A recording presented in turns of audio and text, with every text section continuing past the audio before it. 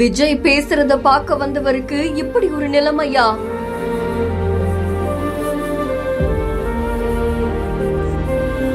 மருத்துவ முகாமிலிருந்து அவசரமாக அழைத்து செல்லப்பட்ட காட்சி.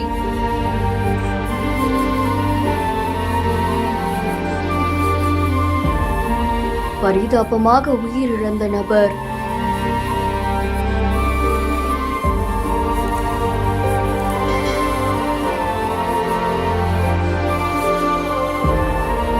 சேலம் சீலநாயக்கன்பட்டி பக்கத்துல தமிழக வெற்றி கழகம் சார்பில் நிர்வாகிகள் சந்திப்பு நிகழ்ச்சி நடந்திருக்கு. இதுல விஜய் அவர்களுடைய பேச்ச பாக்குறதுக்காக பல பேரும் குவிஞ்சிருக்காங்க.